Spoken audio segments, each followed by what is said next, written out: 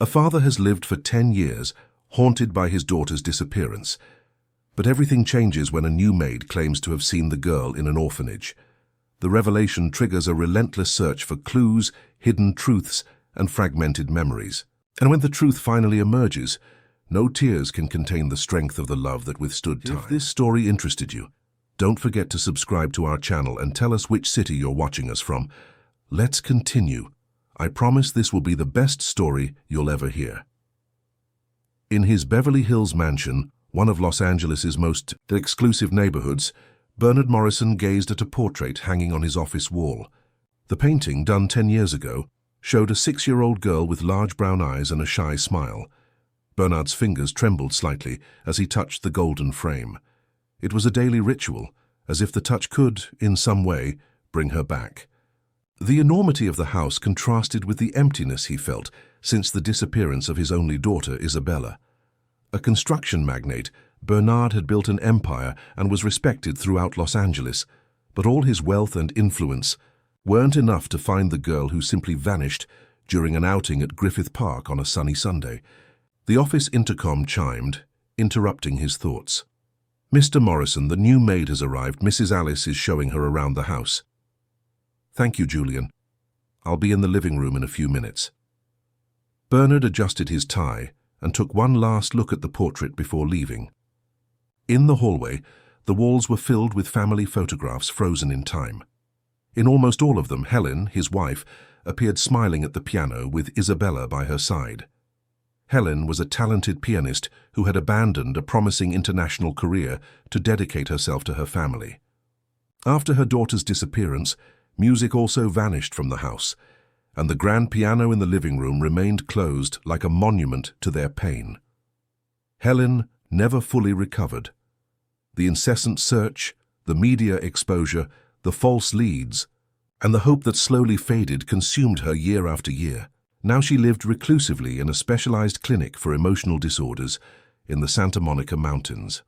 Bernard visited her every Sunday, always bringing flowers and news of the investigation he refused to discontinue, even when everyone else had given up. In the living room, Alice, the housekeeper who had worked for the family for over 20 years, was explaining the house's details to the new employee. Bernard entered silently, not wanting to interrupt. "This is Mrs. Helen's piano. No one has touched it since."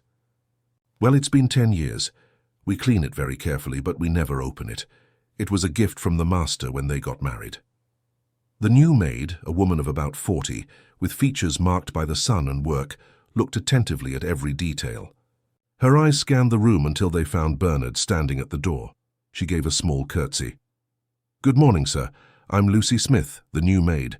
Thank you for the opportunity." Bernard approached with a polite smile. "Welcome, Lucy. Alice will show you everything you need to know. If you have any questions, don't hesitate to ask."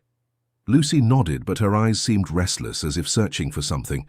As Bernard turned to leave, she noticed the girl's portrait on top of the piano. "Sir, this girl." Bernard stopped, turning slowly. It was rare for anyone to mention Isabella, especially new employees who were instructed not to touch on the subject. "That's my daughter, Isabella," he replied with a controlled voice, but Alice shot Lucy a warning look. "Forgive me, sir, but—" Lucy hesitated, her eyes fixed on the portrait. "I know this girl." Silence fell over the room. Alice held her breath. Bernard, who had heard dozens of people claim to have seen his daughter over the years, felt the usual tightening in his chest, that mix of hope and skepticism. "Lucy, please," Alice interjected, but Bernard raised his hand, silencing her. "What do you mean you know my daughter?" Lucy approached the portrait, her hands trembling. "I worked for 5 years at an orphanage in Springfield, Illinois. This girl was there. She arrived when she was about 6 or 7. They called her Manuela there, but I never believed that was her real name. She always said her father would come for her one day." Bernard felt his legs weaken. He held onto the back of an armchair. "When was this? How long was she there? Where is she now?" Lucy lowered her eyes. "I arrived there in 2014, and she was already at the orphanage. I stayed until 2019. She ran away shortly before I left. She must have been about 14. She was a special girl, different from the others. She drew very well, especially pianos. Bernard exchanged a look with Alice. Helen had taught Isabella to play the piano from a very young age. Why did you never see the news about her disappearance? It was a national case, Alice asked suspiciously. I lived in rural Oklahoma, Mum. I only came to the Midwest in 2014 when my husband passed away. At the orphanage, we didn't have much access to television or newspapers, and the girl arrived like many others, brought by a social worker with documents that said she was an orphan. Bernard approached Lucy, his eyes welling up. Are you absolutely certain it was her? Couldn't it be a similar girl? Lucy looked at the portrait again and then directly into Bernard's eyes. Yes, sir. This little mole here, she pointed to. A small mark on the girl's neck in the portrait. Manuela had the same one. And her eyes. That way of looking as if she was always searching for someone. I personally cared for her for years. It's the same girl. At that moment, Bernard's cell phone rang. It was George Robertson, the private investigator he had hired 10 years ago and who had never given up on the case. Bernard, we need to talk. I found something about the case. The businessman, still stunned by Lucy's revelation, scheduled a meeting with the investigator for that same afternoon. Meanwhile, he asked Alice to accommodate Lucy in one of the guest rooms. She wasn't going anywhere until she told him everything she knew about Isabella. At Robertson's law office in downtown Los Angeles, Bernard found the investigator organizing a series of documents on the table. What did you find out, George? The investigator, a middle-aged man with graying hair and keen eyes, pushed a folder towards Bernard. A federal police informant gave me this. They're investigating a document forgery ring that operated along the Los Angeles-New York-Illinois axis about 10 years ago. They found records of a child transported from Los Angeles to Springfield in 2013 under the name Manuela Santos. Bernard felt his heart race. My new maid just told me she met my daughter at an orphanage in Springfield and that there she was called Manuela. George's eyes widened. What? What kind of coincidence is this? I don't believe in coincidences after all this time, George. I need to go to Springfield immediately, and I want you to investigate everything about this, Lucy.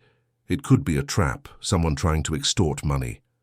I'll do that right away, but Bernard, if it's true, George, my daughter is alive somewhere, and I will find her, even if it's the last thing I do. That night, Bernard couldn't sleep. Lucy's words echoed in his mind, mixing with memories of the last time he saw Isabella. The girl ran ahead of him in the park, her brown hair swaying in the wind. He got distracted answering a work call for just a few minutes. When he looked again, she had disappeared. The next day, Bernard, George, and Lucy boarded a private helicopter bound for Springfield, Illinois. During the flight, the former orphanage employee told them everything she knew about the girl named Manuela. How she arrived traumatized, barely speaking. How she refused to accept the name they gave her. How she obsessively drew pianos and a man in a suit. And how one day she simply disappeared, leaving only a drawing with the phrase, "My dad will find me." For the first time in 10 years, Bernard allowed himself to feel something beyond pain. It was hope, fragile as a candle flame, but enough to illuminate the darkness that had inhabited his heart since the day Isabella disappeared. The Our Lady of Hope Orphanage was located on the outskirts of Springfield, in an area that was once rural and was now beginning to be swallowed by urban expansion. The old building, constructed in the 1950s, had been closed 2 years prior due to lack of resources and structural problems. As the helicopter flew over the region, Bernard could see the abandoned construction with its inner courtyard and broken windows. They landed in a nearby field, and a rented car was already waiting for them. George had contacted the orphanage's last director, Sister Constance, who had agreed to meet them at the site. When they arrived, the elderly nun was already there, accompanied by a young man carrying a large bunch of keys. "Mr. Morrison, I am Sister Constance. I received the call from your investigator. It's an honor to meet you personally. Your philanthropic work is known even here in the countryside." Bernard shook the nun's hand with respect. His donations to charities, especially those caring for children, had increased exponentially after Isabella's disappearance. "The honor is mine, sister. This is Lucy, who worked here for a few years. The nun smiled, recognizing her former employee. Lucy, it's been a long time. You left shortly before the closing, didn't you? It was a shame, but the diocese couldn't keep the place running anymore. As they talked, they walked through the damp, abandoned corridors. The smell of mold permeated the air, and pieces of plaster fell from the walls. Even so, it was possible to imagine what the place had been like years ago, with children running and playing. Sister, we're here because of a girl who was under your care between approximately 2013 and 2019. She was called Manuela, but we suspect she might be my daughter, Isabella, who disappeared in Los Angeles in 2013, Bernard explained. The nun stopped walking, turning to face him. Manuela. Yes, of course I remember her. It was impossible to forget her. So different from the other children, always with that distant look, as if she were somewhere else. And the drawings. I've never seen anything like them. So you confirm she was here? George asked, jotting everything down in a small notebook. Yes, certainly. She arrived in mid-2013, brought by a social worker named Rebecca Carter. According to the documents, she was an orphan whose parents died in a car accident in rural Los Angeles, but I always suspected that story. The girl had refined manners, spoke like someone from an educated family, and sometimes mentioned a piano and a park. Bernard's heart raced. Griffith Park, where Isabella had disappeared. Do you have any records of this social worker, or the girl's documents? Sister Constance gestured for them to follow her. When the orphanage closed, we transferred most of the records to the diocese. But I kept some files on the children who left the deepest impression on me, including Manuela. Come to my old office. The director's office, though abandoned like the rest of the building, still held some shelves with folders and books. The nun rummaged in a drawer and pulled out a yellowed folder. Here it is. These are the entry documents and some notes on her progress over the years. George took the folder and began to examine it with professional attention. These documents are clearly fake, he said after a few minutes.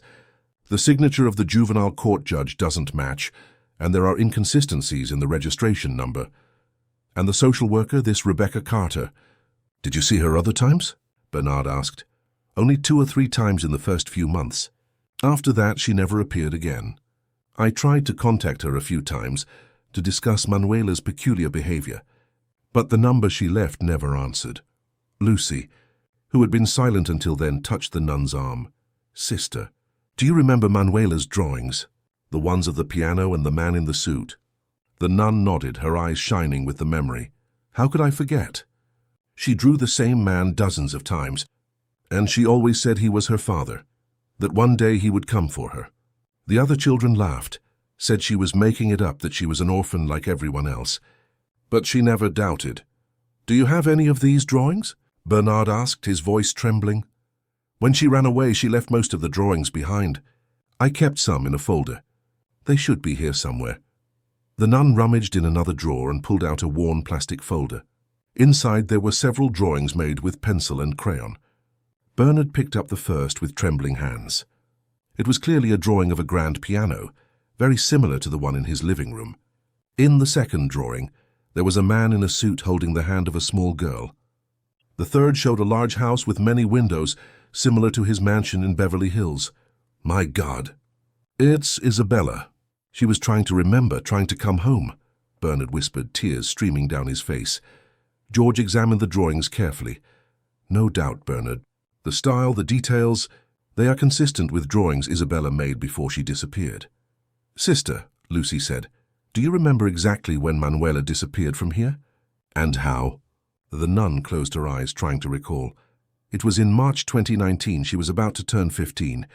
I had gone out to take care of matters at the diocese, and when I returned, Sister Dorothy informed me that Manuela was nowhere to be found. We searched everywhere, notified the authorities, but she was never found. I suspected she had run away. She was becoming increasingly restless, saying she needed to find her true home. And there was a young man, the son of a local farmer, who sometimes came to visit her. A young man? Bernard asked, alarmed. Yes, Theo Reynolds. His father was one of the orphanage's benefactors. Theo was about 18 at the time and came as a volunteer on weekends. He and Manuela developed a close friendship. I suspected he might have helped her escape. George quickly wrote down the name. Does this Reynolds family still live in the area? Yes, they have a farm about 20 miles from here. They are dairy farmers well known in the region. Bernard was already heading for the exit. We need to talk to this young man immediately.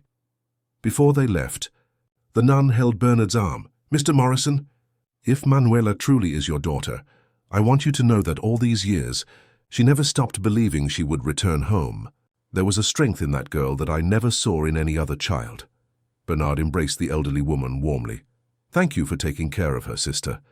I promise that if we find her, I will bring Isabella to thank you personally. The Reynolds farm was an extensive and well-maintained property. The main house, built in the colonial style, sat atop a hill surrounded by green pastures where cattle grazed peacefully. George had called ahead, and Theo Reynolds himself was waiting for them on the porch. He was a tall, slender young man about 24 with green eyes and a friendly face, though he seemed nervous about the visit. Beside him was an older man who introduced himself as Anthony Reynolds, his father. Mr. Morrison, it's an honor to welcome you to our home, Anthony said, extending his hand. My son told me about your search. Please come in, let's talk more comfortably. In the spacious living room of the farmhouse, Theo seemed restless, constantly fidgeting with his hands. Theo, Bernard began without preamble, Sister Constance told us you were close to a girl named Manuela at the orphanage. We believe she might be my daughter Isabella, who disappeared in 2013. The young man looked at his father, as if seeking permission. Anthony nodded slightly. Yes, I knew Manuela. I started volunteering at the orphanage when I was 17, and she immediately caught my attention. She was different from the other children, more reserved, more... I don't know how to explain it. As if she didn't belong there. And do you know what happened to her? Where did she go when she ran away from the orphanage? George asked. Theo swallowed hard. I helped her run away. Bernard leaned forward, tense. Why? Because she showed me the drawings, told me about the father who would come for her, about the big house and the piano. At first I thought it was fantasy, like everyone else thought. But then in 2019 I saw a story about you on television. It was a program about philanthropists, and they mentioned your daughter's disappearance. They showed pictures of her and your house in Los Angeles, with the piano. It was exactly as Manuela drew. And you didn't contact the authorities? George asked incredulously.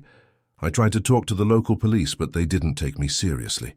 They said it was just a coincidence, that many mansions have pianos, and I was just an 18-year-old kid.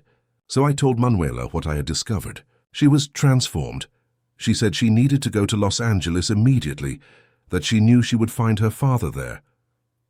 And where did she go? Bernard insisted. Theo lowered his eyes. I helped her escape, gave her money for a bus ticket to Los Angeles. She said she would go to Griffith Park. That's where she got lost from her father. But I never heard from her again. I searched for months, asked friends in Los Angeles, but no one saw her. It's as if she disappeared again. A heavy silence fell over the room. Bernard felt a mixture of hope and despair. His daughter had been so close, had tried to come home to him.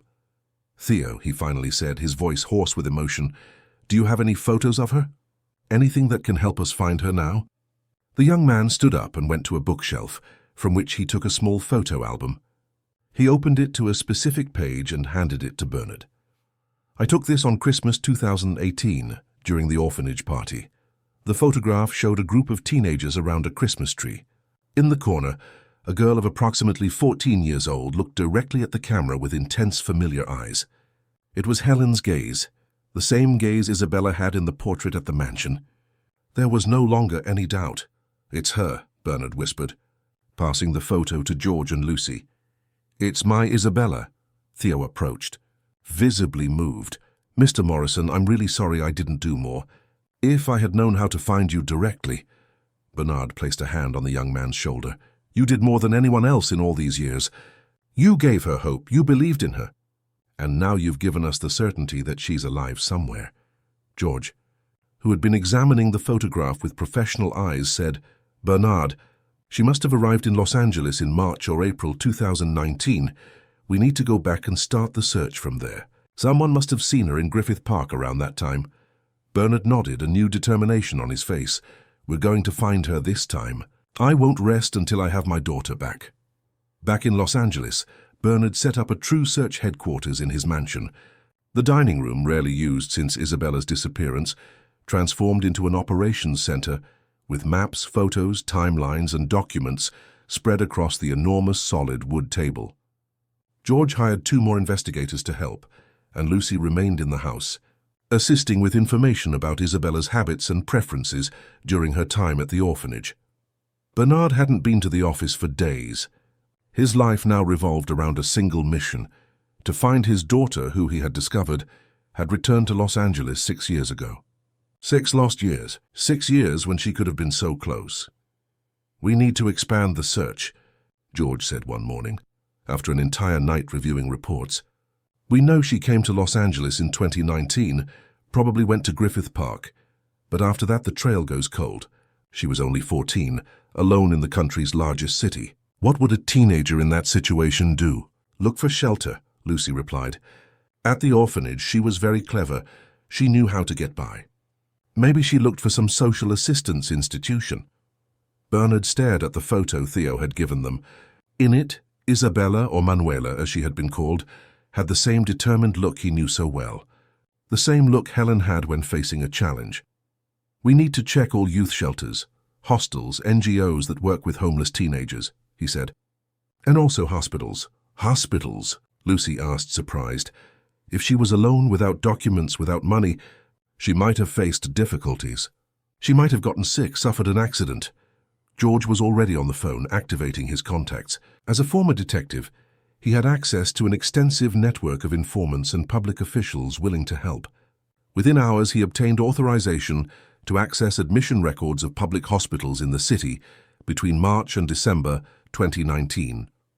Meanwhile, Bernard decided it was time to visit Helen and tell her the news. The drive to the clinic in the Santa Monica Mountains was familiar, a winding road that climbed the mountain, moving away from the noise and pollution of the city. The Pine Grove Retreat Clinic was a quiet and welcoming place with well-maintained gardens and a spectacular view of the city. Helen was in the garden, sitting on a bench under a leafy tree. At 45, she was still a beautiful woman, but suffering had left deep marks. Her hair, once brown like Isabella's, was now almost completely grey. Seeing her husband, she smiled serenely. It was a good day. There were days when she barely recognized him. Lost in her own memories and pains. "Bernard, you came earlier this week." He sat beside her, holding her hands tenderly. "Helen, I have important news. News about Isabella." Her eyes widened, a spark of life appearing where before there had only been resignation. "Did you find her?" "Not yet. But we know she's alive, Helen. We know where she's been all these years, and that she returned to Los Angeles in 2019, looking for us." Carefully, he told her everything they had discovered. The orphanage in Springfield, the drawings of the piano and the house, Isabella's attempt to return home. Helen listened attentively, her hands tightly gripping Bernard's, tears silently streaming down her face. She remembered the piano. "She remembered us," Helen whispered when he finished. "All this time she knew who she was, where she came from. Yes, and now we're closer than ever to finding her. George is checking hospital and shelter records. We'll find her, Helen, I promise." Helen closed her eyes for a moment as if processing everything. When she opened them again, Bernard saw something he hadn't seen in years: determination. "I want to go home, Bernard. I want to be there when you find her. Are you sure? The doctor said that—" "I don't care what the doctor said. My daughter is alive. She's in Los Angeles and she's looking for us. My place is at home waiting for her." Bernard felt a lump in his throat. It was the first time in years he had seen the old Helen, the strong, determined woman he had fallen in love with. "I'll talk to Dr. Maurice and arrange everything for you to return tomorrow." Back at the mansion, he found George on the phone, his expression serious as he took notes. When he hung up, his eyes sparkled with excitement. "I found something, Bernard. In May 2019, an unidentified teenager was admitted to Maplewood Community Hospital after being hit by a car. The physical description matches: height, approximate age, eye and hair color. She was unconscious when she arrived and had no documents. She was registered as unknown. And then?" "What happened to her?" Bernard asked, feeling his heart race. She was hospitalized for almost 2 months. She had a traumatic brain injury and multiple fractures. When she woke up, she couldn't remember her own name or where she came from, post-traumatic amnesia. She was transferred to a city shelter after being discharged. Which shelter? We need to go there immediately. I'm checking now. The transfer was to the Youth Haven shelter on the east side. I'm calling them right now. While George made the call, Bernard tried to process the information.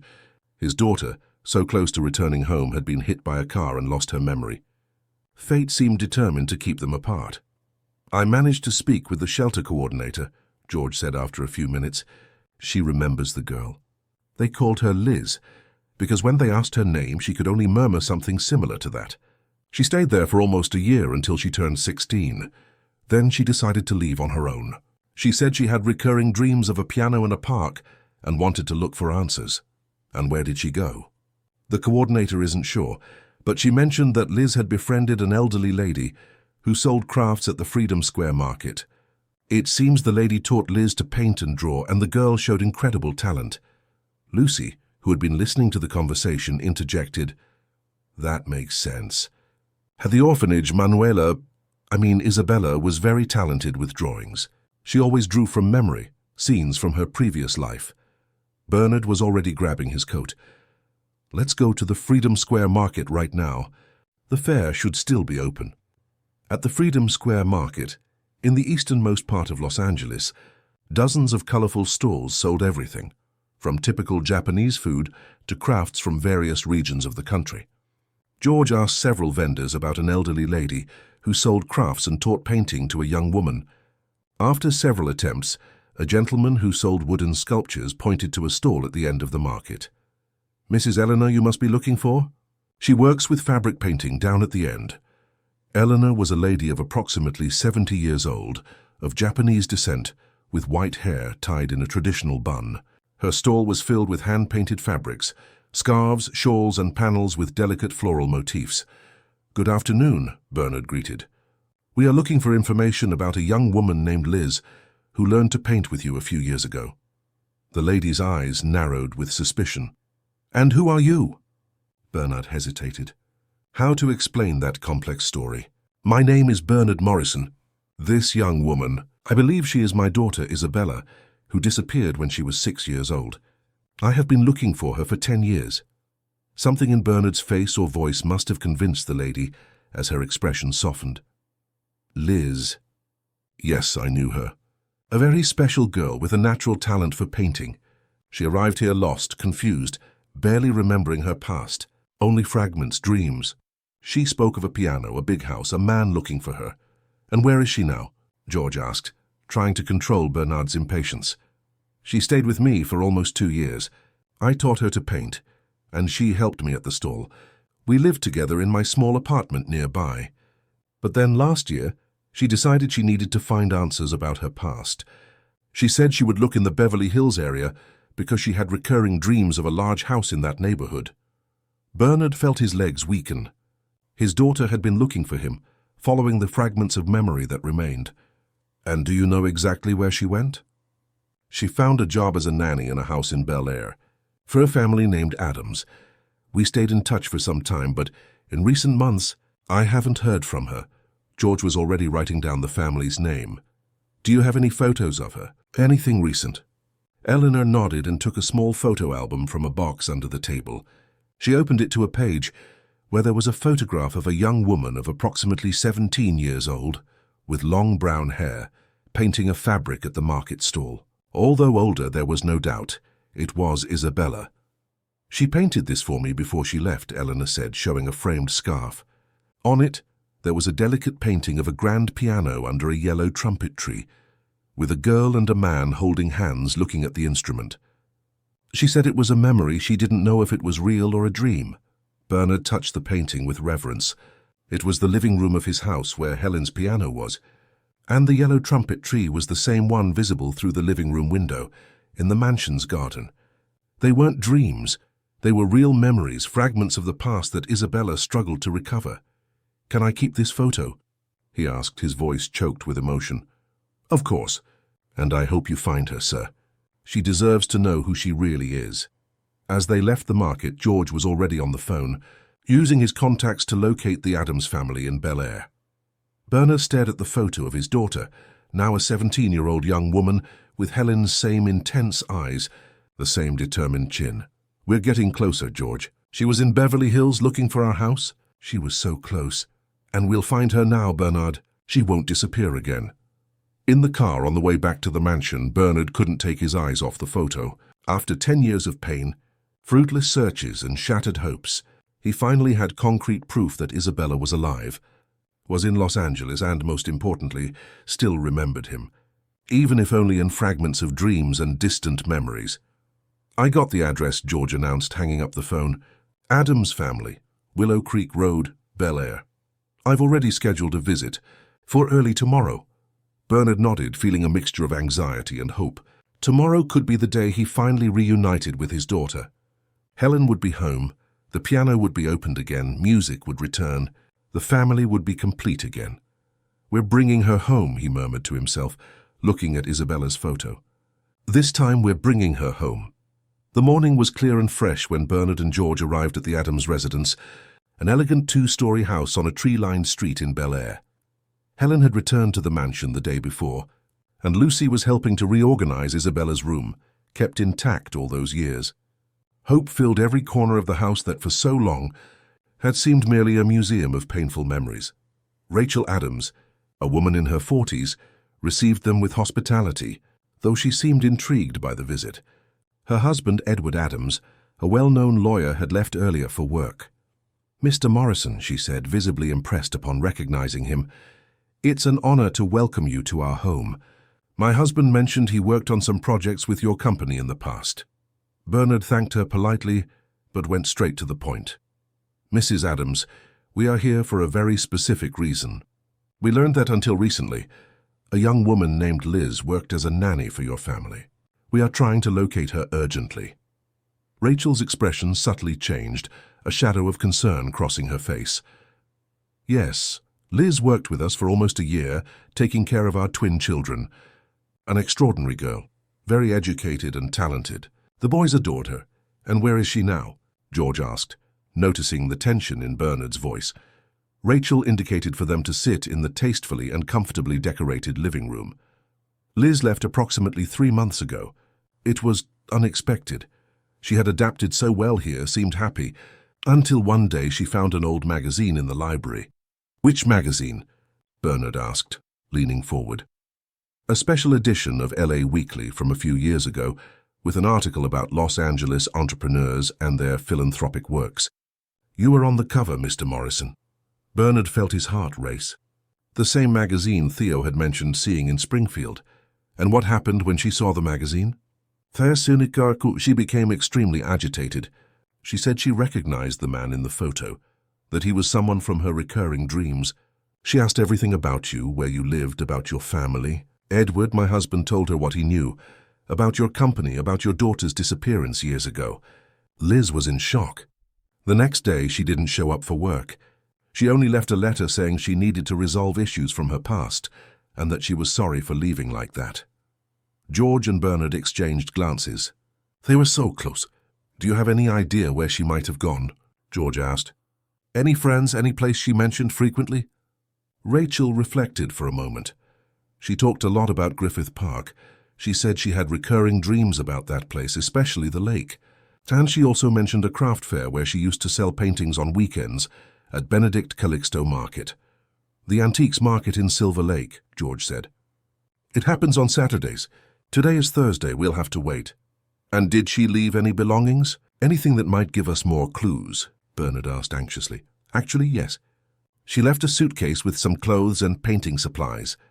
She said she would come back for them when she was settled again, but she never returned. I'll get them for you." As Rachel went upstairs, Bernard observed the room, trying to imagine Isabella there, taking care of children, living a simple life so different from the one she should have had. His eyes fell on a small painting on the wall, a delicate depiction of 2 small boys playing in a garden. "Liz painted this for us last Christmas," Rachel said, who had returned with a small suitcase and noticed Bernard's gaze. "She had incredible talent. She said she learned to paint from a lady at the Freedom Square Market." Bernard approached the painting. The style was unmistakable, the same delicate stroke as the scarf Eleanor had shown him. It was his daughter's work, no doubt. "Mrs. Adams," he said, his voice choked, "I believe Liz is in fact my daughter Isabella, who disappeared 10 years ago. We have substantial evidence and are very close to finding her." Rachel's eyes widened in shock. My God, that would explain so many things. Her refined education, her talent for music. She used to play our piano even without ever having formal lessons. And the dreams of the big house, the man in the suit. "It was you." She was remembering somehow. George opened the suitcase Rachel had brought. Inside there were some simple clothes, painting supplies, and a sketchbook. Bernard picked up the sketchbook with trembling hands and began to leaf through it. Each page was a window into Isabella's mind. Drawings of Griffith Park, of the piano in the mansion, and repeatedly, a man in a suit whom Bernard recognized as himself, though stylized through his daughter's fragmented memories. On the last page, there was a recent drawing of the Morrison mansion in Beverly Hills, seen from the main gate. Below, written in delicate handwriting, "Dream house, real or imaginary?" "She was there," Bernard whispered. "She was in front of our house." "I found something else," George said, still rummaging through the suitcase. It was a small address book. "Here's Mrs. Eleanor's contact and some other people. And this must be her cell phone." Immediately, George tried to call the number, but it went straight to voicemail. "The phone must be off or out of battery," he concluded. "Wait," Rachel said, looking over George's shoulder at the notebook. "This address here in Silver Lake. It's the studio where Liz started working shortly before she left here. A place called Canvases and Dreams Studio, where she sold some of her paintings. Maybe someone there knows where she is now." Bernard was already heading for the door. "Let's go there immediately, Mrs. Adams." "Thank you so much for your help." "Please," Rachel said, holding Bernard's arm. "When you find her, bring her to visit us. The boys miss her very much, and she deserves to know the truth about who she really is." The Canvases and Dreams studio was located on a quiet street in Silver Lake, occupying the ground floor of a small, colorful townhouse. Large windows displayed paintings and sculptures by various local artists. A sign at the entrance indicated that the establishment promoted emerging artists, offering exhibition space and participation in sales profits. The owner, Christine Miller, a middle-aged woman with vibrant red curly hair, greeted them with professional enthusiasm that soon turned into genuine interest when Bernard explained the reason for their visit. "Liz, of course, one of our most promising artists. Her paintings have an ethereal quality, like memories transformed into images. They sell very well, especially those from the Fragments series, which are these here." She pointed to a wall where 5 medium-sized paintings were displayed. Each showed a fragmented scene, the sun's reflection on a lake, a piano seen through a blurred window, a man's hand holding a child's small hand, a yellow trumpet tree against a blue sky, and finally, the silhouette of a mansion at dusk. Bernard approached the paintings, feeling his heart ache. Each of them was a memory of Isabella, preserved despite all the trauma, all the confusion. "Where is she now?" "We need to find her urgently." Christine frowned thoughtfully. "Liz hasn't been around for a few weeks. The last time she was here, she was very agitated. She said she had discovered something important about her past that she needed to investigate. She mentioned a famous businessman who might be her father." "That's me," Bernard said. "I have substantial proof that Liz is actually my daughter Isabella, who disappeared 10 years ago. We are very close to finding her." Christine's eyes widened. "My God, so it was true. I thought it might just be... Well, Liz always had these dreams, these fragmented memories. The doctors said it was normal after the head trauma, that she might create false memories to fill the gaps." "They are not false memories," George affirmed. "We have concrete proof that she is Isabella Morrison. Now we need to find her urgently. Do you have any idea where she might be?" Christine hesitated for a moment. "She rented a small studio nearby on Sunflower Lane. It's an old building where several artists live and work. Apartment 302. I went there once to bring some materials. It's a simple place, but she transformed it with her paintings." Bernard was already heading for the door, but George stopped him. "Wait, there's something else we need to know. Did Liz ever mention how she ended up in the orphanage? Or what her life was like before the accident?" Christine shook her head. "She spoke very little about the period before the accident. She said they were just flashes, impressions, but she mentioned once that she had recurring dreams of a woman in a white coat taking her away. She always woke up distressed from those dreams. George wrote down the information. A woman in a white coat. It could be that Rebecca Carter, the fake social worker who took her to the orphanage. And did she mention any recent plans? Where could she have gone in recent weeks? Bernard insisted. She was saving up for a trip to Williamsburg, Virginia. She said she had dreams of a city with hills and old churches and felt she might find answers there. George and Bernard exchanged confused glances. Williamsburg had no known connection to Isabella's story. Thank you for the information. We'll check her studio right away, George said. Before they left, Christine held Bernard's arm. Mr. Morrison, if Liz really is your daughter. She's an incredible person, talented, kind, determined. Despite everything she went through, she never lost hope of finding her place in the world. Bernard felt his eyes well up. Thank you for taking care of her, for giving her a space to express her talent. When we find her, I would very much like you to come to our house to see her paintings properly displayed. The building on Sunflower Lane was exactly as Christine had described. Old, with a faded facade, but with an unmistakable artistic charm. Colorful graffiti decorated the entrance, and plants hung from the windows and balconies. It was a typical Silver Lake building, a neighborhood known for housing artists and bohemians in Los Angeles. The doorman, an elderly gentleman named Sebastian, confirmed that Liz lived there, but hadn't seen her for at least 2 weeks. She asked me to take care of her plants. A very polite young lady, always brought me coffee on cold mornings. She said she was going to travel for a while, but didn't mention where. In apartment 302, they found the door locked. George, using his old police skills, managed to open it without causing damage. The small studio was a perfect reflection of Isabella's personality. Walls covered with paintings and sketches, simple but well-chosen furniture, and a small digital piano in a corner. She started playing again, Bernard whispered, running his fingers over the instrument's keys. On top of the piano, there was a framed photo of Liz with Eleanor at the market, both smiling at the camera. It was the image of a young woman who, despite everything, had found some happiness and purpose. George methodically examined the apartment, looking for clues about Isabella's whereabouts.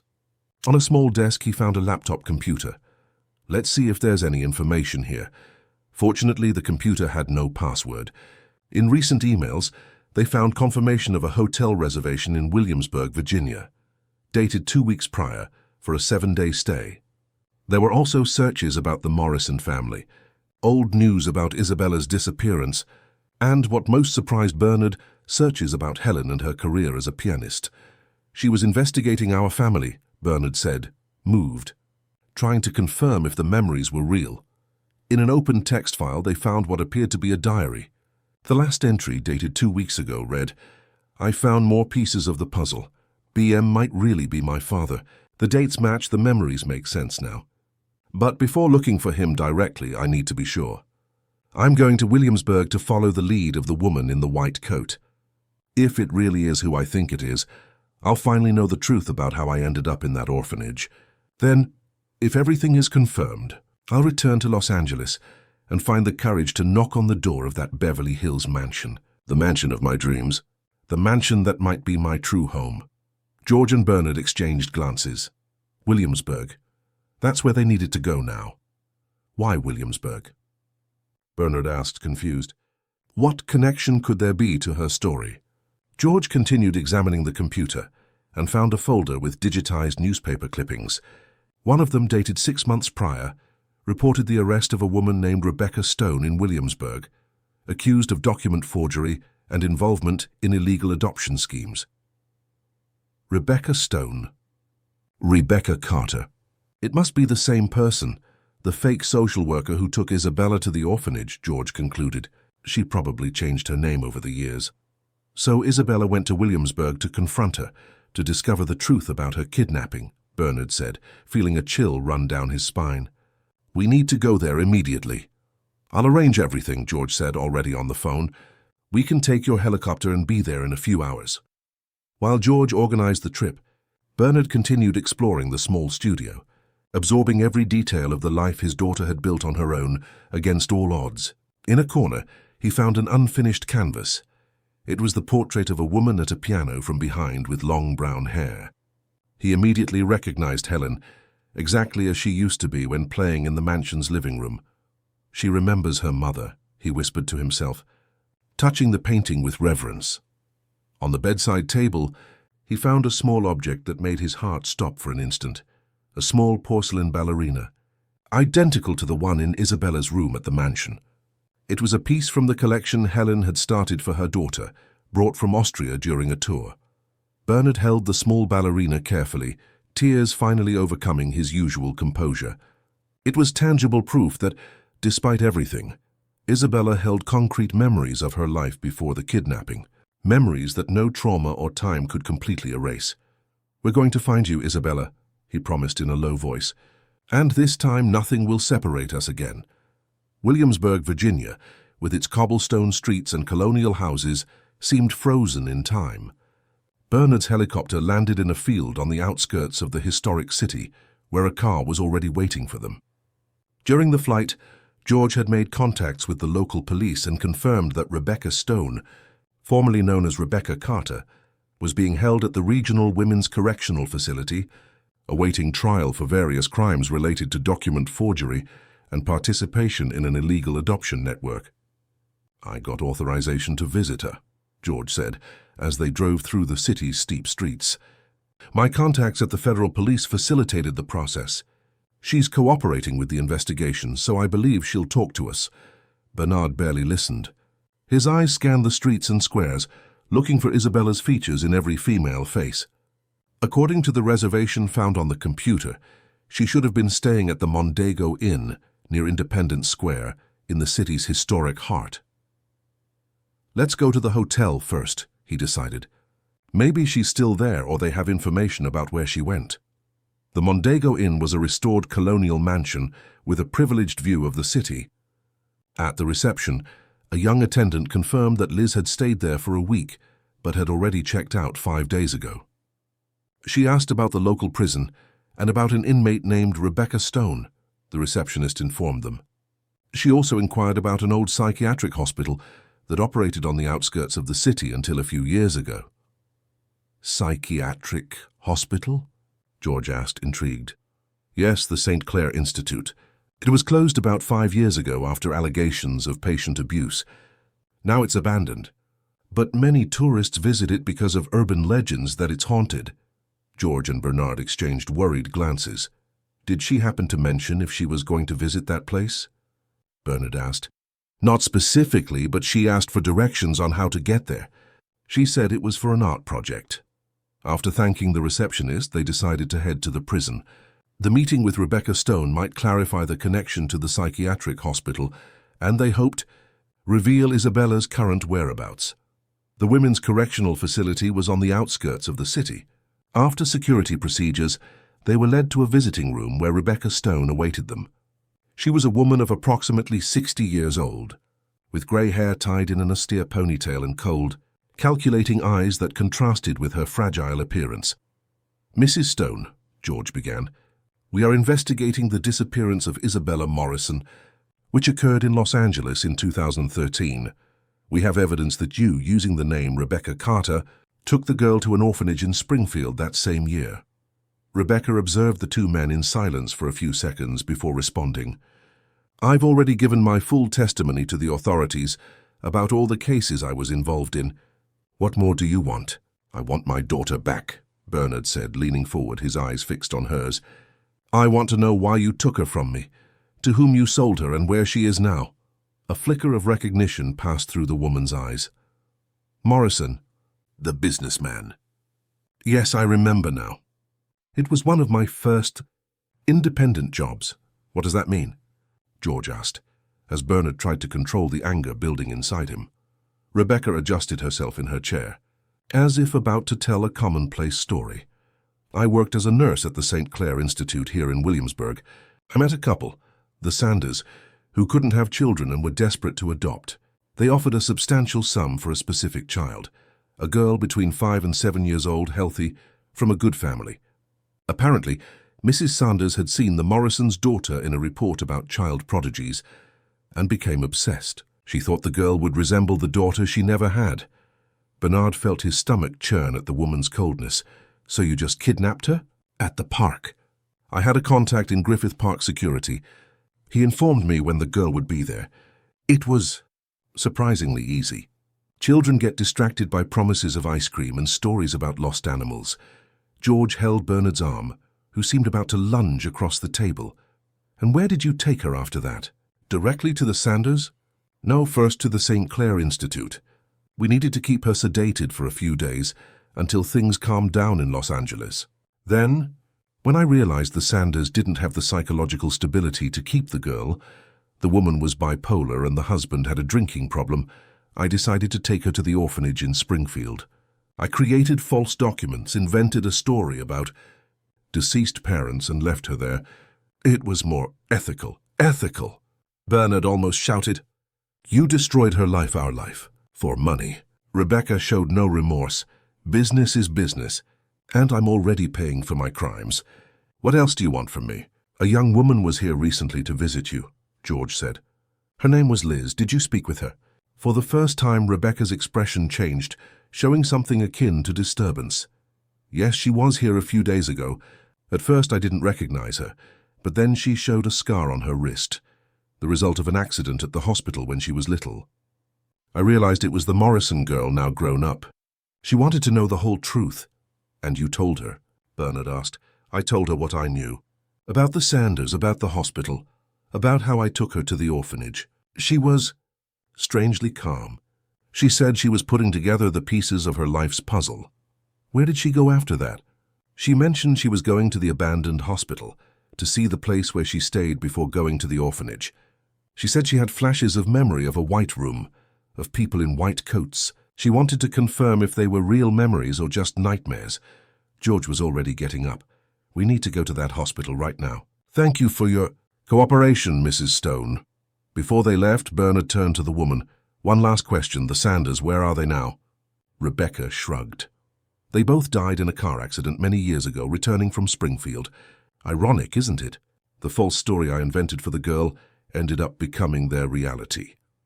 In the car on the way to the abandoned hospital, Bernard struggled to process everything he had heard. The planned kidnapping, the psychiatric hospital, the death of the instigators, and in the midst of it all, Isabella, an innocent child turned into merchandise. I can't imagine what she went through, he said, more to himself than to George. Sedated in a psychiatric hospital, then abandoned in an orphanage, with false documents and a fabricated identity. How does anyone survive that? She survived, Bernard. And more than that, she's looking for the truth, looking for you. That shows incredible strength. The St. Clair Institute was located in an isolated area, surrounded by a eucalyptus grove. The main building, an imposing construction from the early 20th century, was partially in ruins. Broken windows, peeling walls, and an air of complete abandonment dominated the place. Are you sure she would come to a place like this? Bernard asked as they parked in front of the rusty gates. If she was looking for answers about her past, yes. This place is part of her history, however terrible it may be. They entered cautiously. The interior was in an even worse state.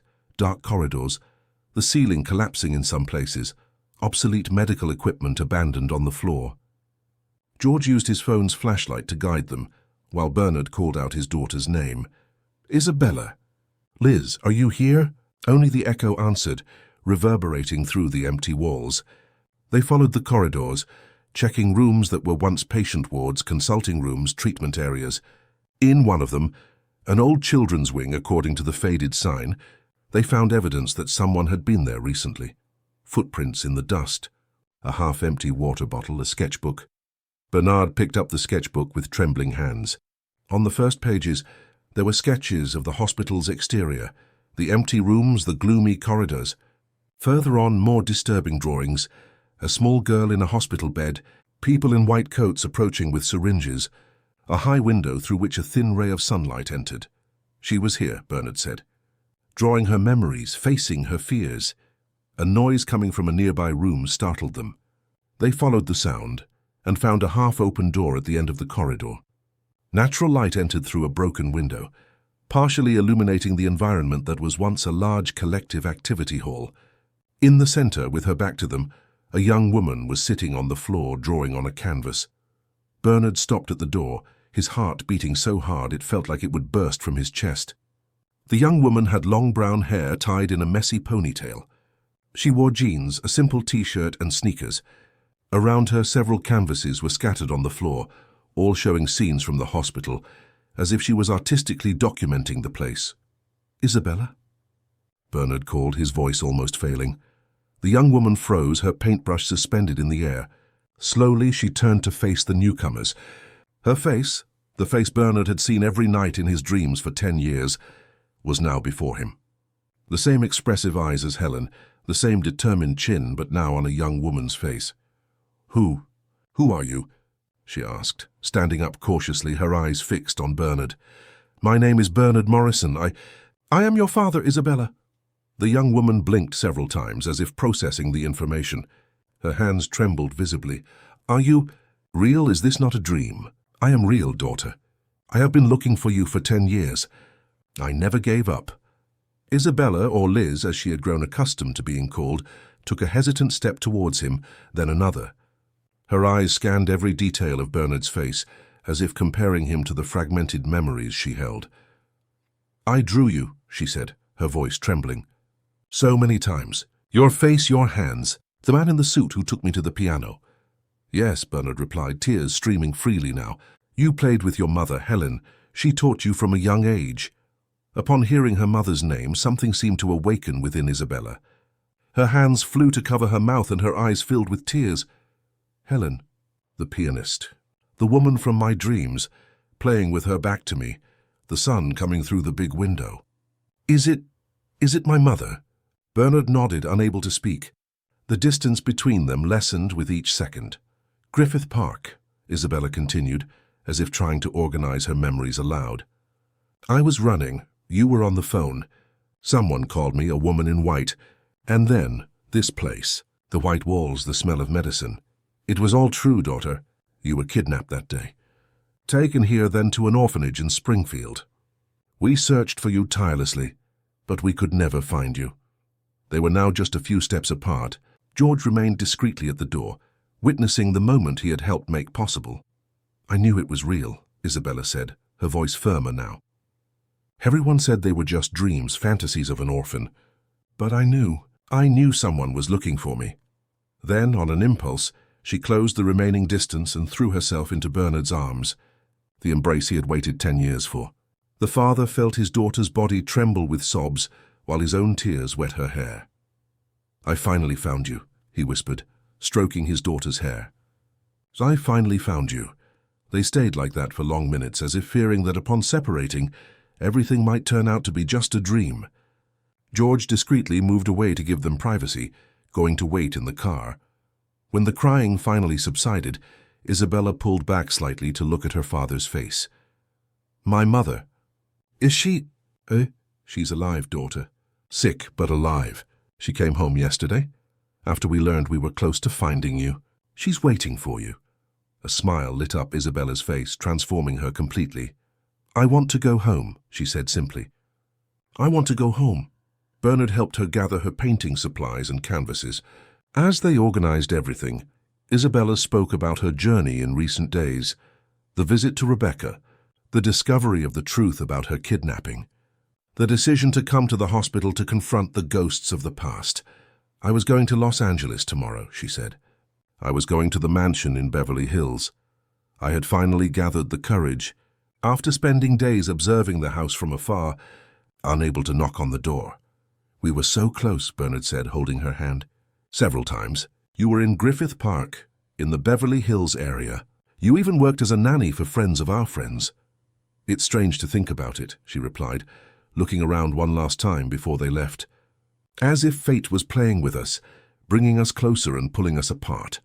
But now it's over. We found each other." As they left the abandoned hospital, the afternoon sun bathed the landscape, transforming the gloomy ruins into something almost beautiful. Isabella paused for a moment, contemplating the building. "This is where it all began," she said.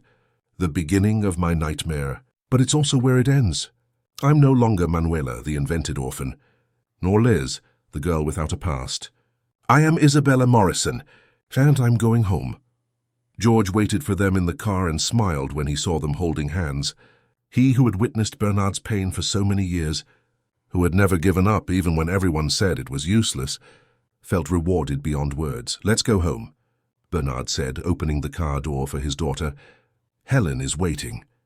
As the car left the abandoned hospital behind, following the road that led back to the historic city, Isabella looked out the window, observing the mountainous landscape of Virginia. For 10 years she had lived with fragmented memories, confusing dreams, borrowed identities. Now finally, she knew who she was and where she was going. Home, to her true home. The helicopter flew over Los Angeles as the sun began to set on the horizon. Isabella looked out the window, fascinated by the panoramic view of the metropolis that was her true home. The buildings, the congested avenues, Griffith Park with its shimmering lake, everything seemed at once strange and familiar, like a long-ago dream finally coming true. "It's so big," she murmured. "In my memory it was even bigger. To a 6-year-old, everything seems immense," Bernard replied, his eyes glued to his daughter, as if he feared she might disappear again. During the flight from Williamsburg to Los Angeles, Isabella had told more about her life in the last 10 years. The initial trauma, the difficult adaptation to the orphanage, the friendship with Theo that gave her hope, the escape to Los Angeles, the accident, the amnesia, and the slow reconstruction of her identity through fragments of memory and art. "I always knew I had a life before," she explained. "Even when I didn't remember anything concrete, there was this feeling of displacement, as if I didn't belong in the places I was. And the dreams, the piano, the big house, a man and a woman calling me by name, a name I couldn't remember when I woke up." Bernard listened to every word with a mixture of pain and fascination. His daughter had lived an entire life without him, faced challenges no child should face, and yet emerged as a strong and determined young woman. "I think art saved me," Isabella continued. "It was my way of making sense of the fragmented memories, of connecting the dots. Each painting was like a window to the past, to who I really was."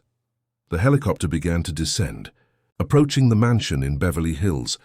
From above, Isabella could see the well-kept garden, the covered pool that was rarely used, and the yellow trumpet tree she had so often drawn without knowing why. "It's exactly like in my drawings," she whispered, marveling. "So many details. How could I remember all this?" "Some memories are too strong to be erased," Bernard replied, "especially memories of love." The helicopter landed in the spacious backyard. When Isabella stepped out leaning on her father's arm, she saw a figure standing on the veranda, a slender woman with gray hair tied in a bun, elegantly dressed in a navy blue dress. "Mom," she whispered, and the words seemed to awaken something deep within her. Helen Morrison took a hesitant step forward, then another, her eyes fixed on the young woman descending from the helicopter. She had spent 10 years imagining this moment, fearing it would never happen, and now that it had finally arrived, it seemed almost too unreal to bear. "Isabella," she called, her voice choked with emotion. "My daughter." Isabella ran the last few meters that separated them and threw herself into her mother's arms. The embrace was intense, desperate, as if both were trying to make up for a decade of separation in a single moment. Bernard joined them, enveloping the two women in his life in his arms, finally forming the family circle that had been brutally broken so long ago. Lucy, Alice and Julian watched the scene from the kitchen door, their eyes welling up with the emotion of the moment. George, who had arrived with them in the helicopter, maintained a respectful distance, allowing the family their moment of privacy. "Come," Helen said, when they finally managed to separate. "I want to show you something." She guided her daughter into the mansion. Isabella looked around with wide eyes, recognizing the corridors, the paintings, the details of the decor that had remained practically unchanged during her absence. It was like walking inside a recurring dream that, for the first time, did not dissolve upon waking. In the living room, covered by a velvet cloth, was the grand piano. Helen removed the cloth with a delicate gesture, revealing the majestic instrument that had remained silent for so many years. "Do you remember?" Helen asked, stroking the keys with reverence. Isabella approached slowly, as if magnetized by the instrument. Her fingers touched the keys with hesitation, producing soft notes that echoed through the room. A crystalline memory emerged, she, small, sitting beside her mother on this same bench, her hands guided by larger, more experienced hands, learning the first notes of Beethoven's Für Elise. "I remember," she replied, her voice choked. "You said I had perfect pitch, that it was a rare talent." Helen nodded, tears streaming freely. "You learn so fast. It was as if the music was already inside you, just waiting to come out." Isabella sat at the piano, adjusting her posture almost instinctively. Her fingers rested on the keys and, to her own surprise, began to move on their own, playing the first measures of Für Elise. The melody, though hesitant and with a few wrong notes, was unmistakable. "How can I remember this? It was so long ago," she murmured, marveling at her own body that seemed to recall what her mind had forgotten. "Music never completely abandons us," Helen replied, sitting beside her on the bench. "Just like love." Together, mother and daughter played the first measures of the piece, Helen's hands gently guiding Isabella's when they hesitated. Bernard watched from the doorway, unable to hold back tears at the scene he had so often imagined and feared he would never witness again. That night, the mansion that for so many years had been a mausoleum of painful memories gained new life. Isabella was taken to her old room, kept intact as a sanctuary of hope. The collection of porcelain ballerinas was still there, along with the children's books, the teddy bears, and the canopy bed that seemed to patiently await its owner's return. "We never lost hope," Bernard explained, as Isabella explored the room with curiosity and emotion. "Not for a single day." In the days that followed, the family began the delicate process of reconnection. Isabella told more about her life as Liz, the artist. Bernard and Helen shared stories of life before the kidnapping, filling in the gaps in their daughter's fragmented memory. Old photos were revisited, family albums leafed through with reverence, each image helping to reconstruct Isabella's lost identity. George and Lucy were invited to a special thank-you dinner. Without them, the reunion would never have happened. "I can never thank you enough," Bernard said, raising a toast to the two. "You didn't give up when everyone else had already given up." "I just followed my heart," Lucy replied simply. "When I saw the girl's portrait, I knew I had to do something. And I just did my job," George added. "A job that became personal over the years." Helen, who was slowly regaining her vitality, played the piano after dinner, the first time in 10 years. The music filled the house again, chasing away the last vestiges of sadness that had for so long inhabited every corner. The next day, Bernard took Isabella to see the headquarters of Morrison Construction, the business empire he had built over the years. The employees, many of whom remembered the family tragedy, welcomed the young woman with warmth and respect. "This company existed for you," Bernard explained as they showed her the boardroom. "For your future, for our family. When you disappeared, I lost my purpose for a while. Then I transformed the pain into determination. We expanded, we grew, and part of the profits was always directed to organizations that help missing children." Isabella absorbed everything with genuine interest, but also with some hesitation. "It's a lot to process," she admitted. "All this wealth, this corporate world. It's so different from the life I've led." "You don't have to take on any role you don't want to," Bernard assured her. "This is your legacy if you wish it, but your life is yours to shape as you prefer." "I want to continue painting," she said, after a moment of reflection. "It's what kept me sane all these years. It's how I best communicate with the world." "Then you will be an artist," Bernard agreed with a smile. "The best artist this country has ever seen." The following week, as the story of the reunion began to circulate among close friends and extended family, Bernard had an idea. Observing the paintings Isabella had brought with her, the fragmented memory scenes, the portraits of the piano, the mansion, the people who had crossed her path, he realized there was a powerful story there that deserved to be told. "What if we held an exhibition?"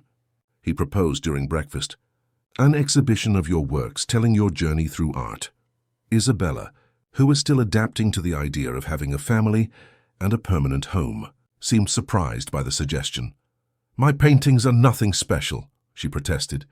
"They're just fragments, attempts to understand my own past." "That's exactly why they're extraordinary," Helen argued. "They tell a story of loss, search, and reunion. A story that can inspire other families who are still looking for their loved ones." The idea took shape in the following days. Bernard hired a respected curator to organize the exhibition, which would be held in a prestigious gallery in downtown Los Angeles. Isabella, initially reluctant, began to get excited about the project, especially when she realized she could use the visibility to help other missing children. If our story can give hope to other families, then it's worth sharing, she decided. Preparation for the exhibition became a family project. While Isabella selected the works and created some new ones especially for the event, Bernard handled the logistics, and Helen offered emotional support and inspiration. The connection between the three, brutally interrupted a decade ago, strengthened day by day. A week before the opening, Bernard presented Isabella with a surprise, the official registration of a foundation. The Isabella Morrison Foundation, he explained, showing the documents, dedicated to finding missing children and reuniting separated families. A portion of the exhibition's proceeds will be allocated to this project, if you agree. Isabella, moved, hugged her father. It's perfect, she whispered, transforming our pain into hope for others. And there's more, Helen added. We hired Lucy as the foundation's coordinator. Without her, we would never have found you. And George agreed to lead the team of investigators. The opening night of the exhibition, Fragments of Memory, Isabella's Journey, was a resounding success. Los Angeles cultural and business elite attended in full force, drawn both by the artistic quality of the works and the extraordinary story behind them. The paintings were arranged in chronological order, creating a visual narrative that began with the childhood drawings from the orphanage, passed through the fragmented landscapes of the amnesia period, and culminated in the most recent works, vibrant portraits of her reunited family. In the center of the gallery, in a prominent position, was the painting Isabella considered her masterpiece, a large, luminous painting of the moment father and daughter reunited in the abandoned hospital, with sunbeams entering through the broken windows, transforming a place of pain into a scene of redemption. It's extraordinary, commented an influential art critic. The way you use light and shadow to represent memory and forgetting. There's a technical sophistication that transcends your youth. Isabella, dressed in simple elegance in a navy blue dress that matched her mother's, received the compliments with grace, but her gaze always returned to her parents, who remained close, as if still fearing to lose her again. At the end of the evening, Bernard gave an emotional speech, officially announcing the creation of the Isabella Morrison Foundation and its commitment to helping families in similar situations. Our story ended with a happy reunion, he said, moved, but we know that many families still live in uncertainty and pain. This foundation is our way of transforming 10 years of suffering into hope for others. And it all began with a courageous maid who recognized a face in a portrait and was not afraid to speak the truth. Lucy, who watched discreetly from a corner, received warm applause when Bernard called her to the stage. The simple woman from rural Oklahoma, who never imagined one day being in the spotlight of Los Angeles high society, accepted the recognition with humility. I just did what any good-hearted person would do, she said, her voice trembling. I recognized a child who needed to come home. After the event, when the crowd had dispersed and only family and close friends remained, Isabella approached the piano Bernard had had installed in the gallery, especially for the occasion. She sat down and began to play, no longer the hesitant notes of the first days, but a confident and emotional melody. Helen approached, immediately recognizing the piece, Franz Liszt's Liebestraum, one of their favorites they used to play together before the separation. Without saying a word, she sat beside her daughter on the bench and began to accompany her, their hands dancing over the keys in perfect harmony, as if the 10 years of separation had never existed. Bernard watched the scene, his heart overflowing with gratitude. The music, which had been absent from his life for so long, now filled not only the gallery but his soul. The circle was finally complete. Days later, in the Beverly Hills mansion, the family began to establish a new routine. Isabella, although now legally recognized as an heiress to the Morrison fortune, decided to continue living a relatively simple life. She transformed one of the mansion's rooms into a studio, where she spent hours painting, exploring now not only fragmented memories, but also future possibilities. Helen, invigorated by her daughter's return, slowly began to perform in small private recitals again. Her health improved day by day, as if Isabella's very presence was the medicine no doctor could prescribe. Bernard, in turn, reorganized his priorities. He delegated more responsibilities at the company to spend more time with the family that was finally complete again. The Isabella Morrison Foundation became his priority project, a way to transform personal tragedy into collective hope. On a sunny afternoon, as Helen and Isabella played the piano in the living room, with the windows open to the garden where the yellow trumpet tree bloomed, Bernard received a call from George. The foundation had located its first missing child, an 8-year-old boy who had been separated from his parents for almost 2 years. "The parents are on their way to the shelter right now," George informed him, his voice vibrant with emotion. "It will be the Foundation's first reunion." "We'll be there," Bernard promised, watching his wife and daughter from the doorway, absorbed in the music and each other, to witness the miracle happening again. When he hung up the phone, he didn't immediately share the news. He preferred to spend a few minutes just observing Helen and Isabella, engraving the scene in his memory like a precious treasure. For 10 years he had lived in a silent, empty house, haunted by absence. Now the sound of the piano and his daughter's laughter filled every corner, bringing life to spaces that for so long had seemed to contain only echoes of the past. "Dad?" Isabella called, noticing his presence at the door. "Is everything okay?" Bernard smiled, his eyes shining with emotion and gratitude. "Everything is perfect now," he replied, joining them. "Absolutely perfect." And so in the Beverly Hills mansion that had for so long been a memorial of sadness, the Morrison family learned to live again. Lost time could not be recovered, but the future opened before them. A future built not only on recovered memories, but on new memories they would create together day after day, note after note, stroke after stroke. Because the truth Isabella had discovered on her journey, and which she now shared through her art, was simple and profound. Even in the most painful stories, there is always the possibility of a new chapter, a chapter of reunion, of healing, of beginning again. End of story. Dear listeners, we hope the story of Bernard, Helen, and Isabella has touched your hearts. To continue this emotional journey, we have prepared a special playlist with equally captivating stories. Find it here by clicking on the left side of the screen.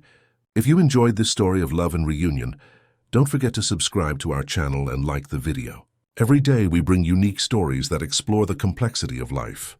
Don't miss our next content. We await you in the comments, telling us which moment of this story moved you the most. Until next time,